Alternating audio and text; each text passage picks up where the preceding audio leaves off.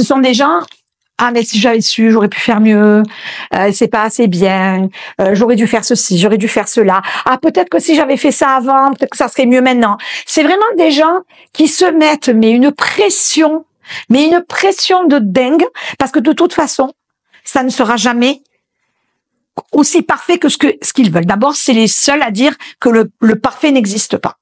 Voilà, ils sont persuadés. C'est des gens où les appartements sont super bien rangés, les jardins au cordeau, tous ces trucs-là. C'est vraiment des gens qui sont vraiment dans le.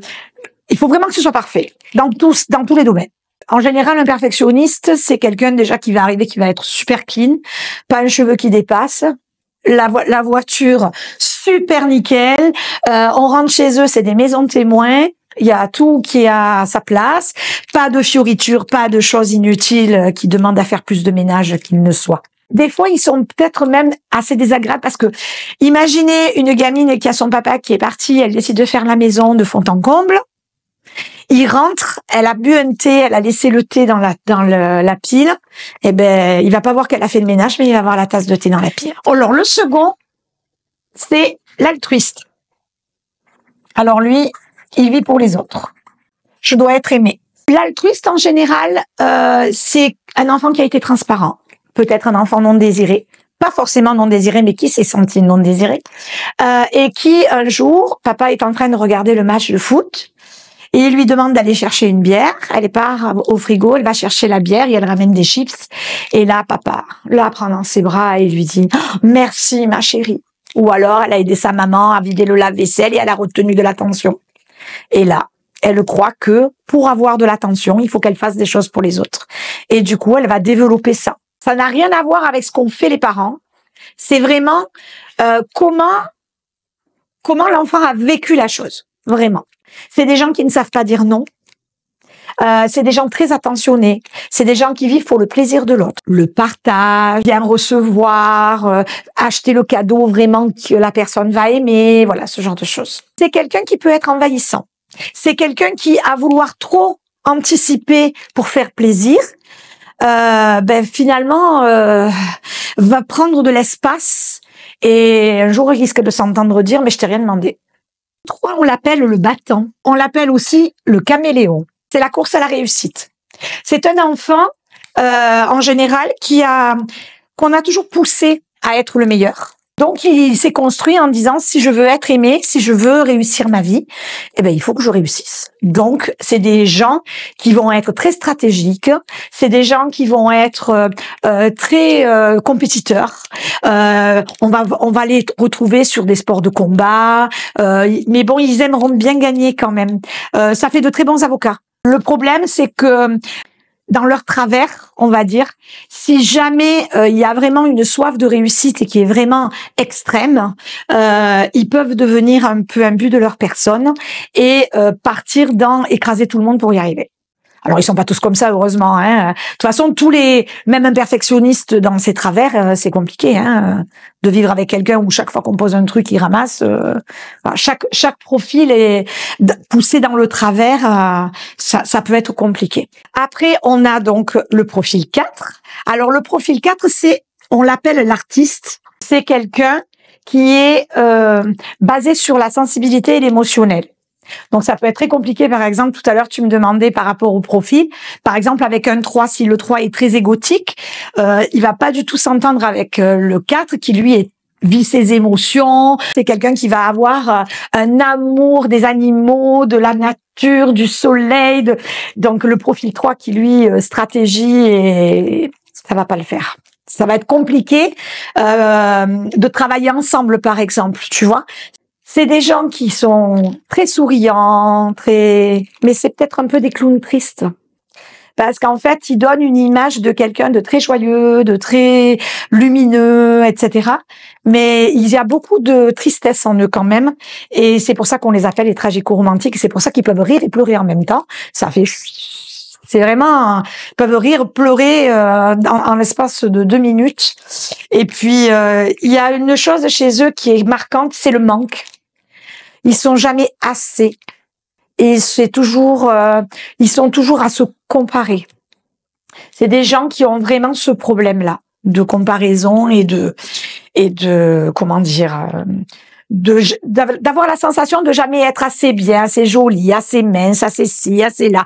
Alors qu'elles ont tout, mais c'est leur façon de fonctionner. Elles sont comme ça. Alors lui, l'observateur, c'est complètement différent.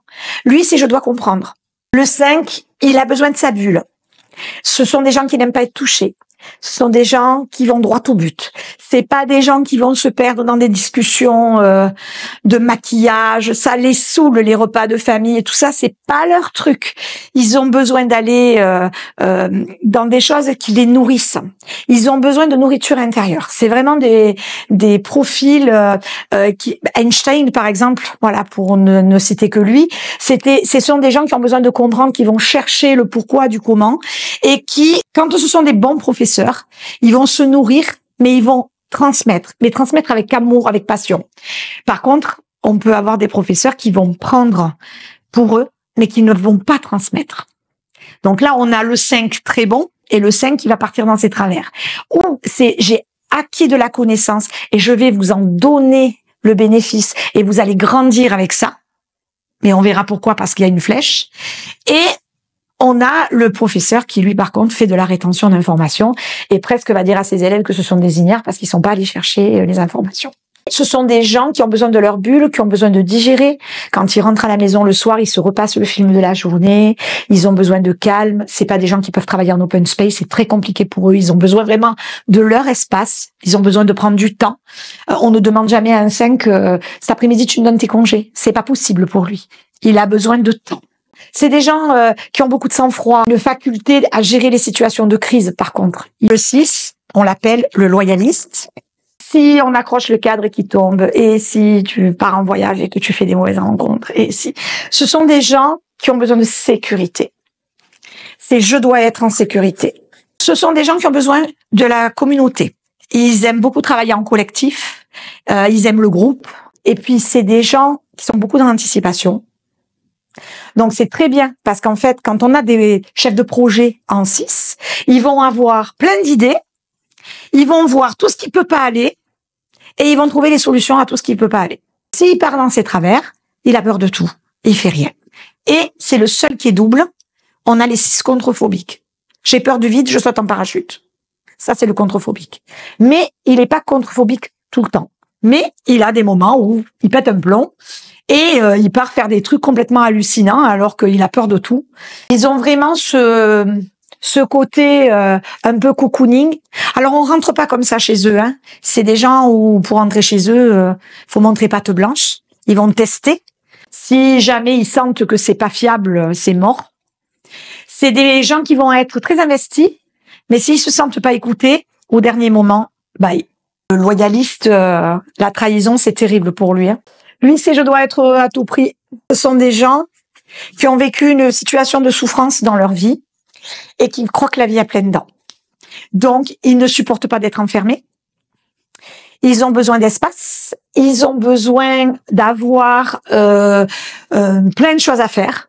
Je les appelle les Google. Ils ont une fâcheuse tendance. Ils préparent des vacances, ils vont ouvrir l'ordinateur et il va y avoir 50 pages d'ouvertes parce que tiens, on va aller faire du quad, on va aller faire du paddle, on va aller faire ça. Tiens, il y a tel musée à visiter, il y a tel restaurant. Il y a une boîte de nuit et voilà, ça part dans tous les sens. Ils sont capables de lire 4-5 livres en même temps. Ils sont capables d'avoir 10 projets en même temps. Ils supportent pas la souffrance et en fait, ce sont des gens qui cachent leurs émotions parce que s'ils montrent leurs émotions, c'est qu'ils souffrent. Donc, ils vont montrer la joie, mais ils vont pas montrer la tristesse. Et ils ont un deuxième prénom. En général, c'est les Peter Pan. Ils veulent pas grandir, ils restent des enfants, des grands enfants. Voilà. Et quand ils partent dans leur travers, ils vont aller dans l'excès du plaisir. Donc, drogue, alcool, ça peut aller très loin. S'ils partent dans leur travers, ça peut aller jusqu'au suicide pour plus avoir à rencontrer la souffrance. Le 8, c'est le leader. On l'appelle le leader, le chef, le protecteur. Il a plusieurs noms. Alors lui, c'est vraiment quelqu'un qui est sur le contrôle. Lui, il faut qu'il soit fort et il faut qu'il soit dans le contrôle. Je dois être fort. Ce qu'il aime, c'est la franchise. Lui, on est avec lui ou on est contre lui. Il n'y a pas de demi-mesure. Ce sont des gens très droits, très francs quelquefois un peu trop. Ce sont des gens, quand ils arrivent à comprendre que c'est bien d'être franc, mais qu'on peut arrondir les angles, eh ben, ils se disent, ah ben oui, c'est vrai que si j'avais présenté la chose autrement, ça se serait passé autrement. Mais c'est vrai que ce sont des gens très entiers, très protecteurs. Faut pas toucher à leurs amis, faut pas toucher à leur famille. Ce sont des gens très entiers. Et ce sont d'excellents managers, d'excellents chefs d'entreprise. En général, ils mènent leur société comme leur famille. Par exemple, un manager, il va avoir une prime, eh ben, il va embarquer ses équipes pour avoir la prime, mais il va partager la prime. Ça va être vraiment pour l'équipe et on va célébrer. Ils aiment faire la fête. En général, les 8 développent très vite leur élan 7. Ils ont besoin de, voilà. Souvent, c'est des gens à qui on a dit toute leur vie, ils ont eu des super professeurs qui lui ont dit, « ferai jamais rien dans la vie ». Et là, ils se sont dit, « ah ouais, tu vas voir si je fais pas des efforts. Je vais te montrer, moi, de quoi je suis capable ». Et en général, ils sont très, très bons en plus. Mais voilà, il faut pas les décevoir. Il y a une grosse soif de justice pour le 8. C'est des gens qui sont sanguins, en général. Cette soif de justice et la défense du plus faible. C'est vraiment des choses qu'ils ne supportent pas.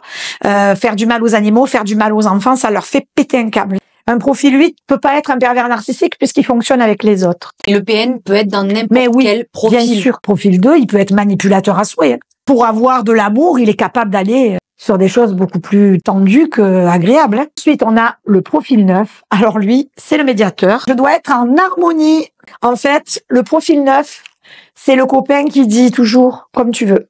On va au cinéma ou on va au théâtre comme tu veux. Alors, en fait, le médiateur, c'est vrai qu'il peut être, quand il est très neuf, et qui campe sur ce truc de j'ai peur des conflits, je veux pas me mettre en conflit, donc je donne jamais ma position, je prends jamais de décision et je me laisse porter par le courant. C'est le genre de personnes qui sont très bien dans le fonctionnariat parce que ils rentrent dans une structure et ils y font leur carrière, ils prennent des opportunités qui se présentent, mais voilà, ils vont pas aller chercher à passer des concours, non, ça les intéresse pas. Voilà. C'est vraiment quelque chose, ce sont des gens très tranquilles, en fait. Eux, par contre, c'est des super conseillers, c'est des super potes à qui on peut tout dire, qui sont là, qui nous aident, qui nous écoutent. Par contre, quand ils partent dans leur travers, ils vont vraiment dans l'inertie et on n'en fait plus rien, quoi. Ils peuvent partir en dépression, hein. C'est, comme ils disent jamais rien.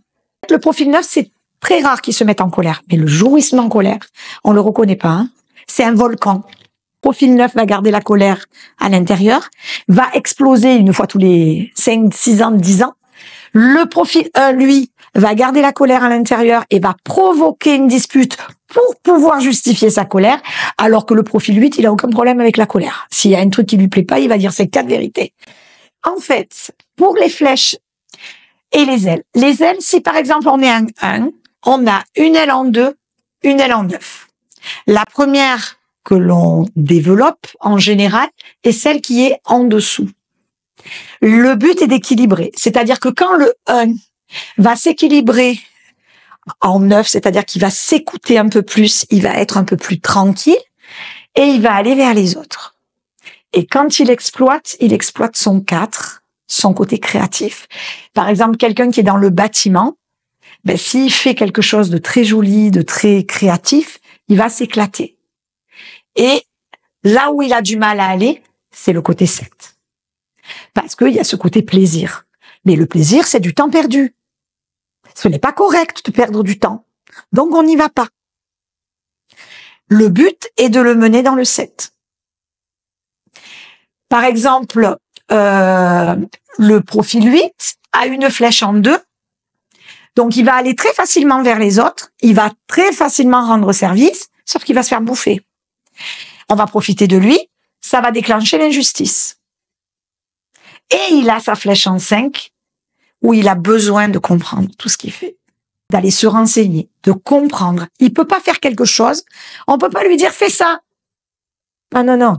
Pourquoi faut que je fasse ça? Explique-moi pourquoi je dois faire ça. Qu'est-ce que ça va faire de faire ça? Et qu'est-ce que je vais avoir à la fin? En fait, le 8, il est impulsif. C'est un sanguin. D'accord? Quand il commence à comprendre comment il fonctionne, il va connaître ses déclencheurs. Quand il va sentir que ça déclenche, il va descendre dans son 5, il va se poser, il va dire, bon, qu'est-ce qui se passe là? Comment je réagis? Et après, il remonte dans son 8. Et en fait, tous sont reliés par 2 flèches. Le 4 est relié par le 2 et le 1. Et le 3, le 6 et le 9, pareil. On fait toujours un peu de tout. Et après, on a vraiment des moteurs de base qui font que on fonctionne sur un seul profil. Et après, on se retrouve ailleurs.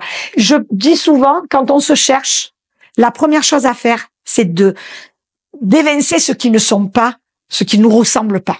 C'est plus facile de commencer à évincer en disant non, ça c'est pas du tout moi. Allez, voilà. Déjà, on fait le vide et avec ce qui reste, on réfléchit sur les moteurs. C'est l'idéal d'être 1/9 de chaque.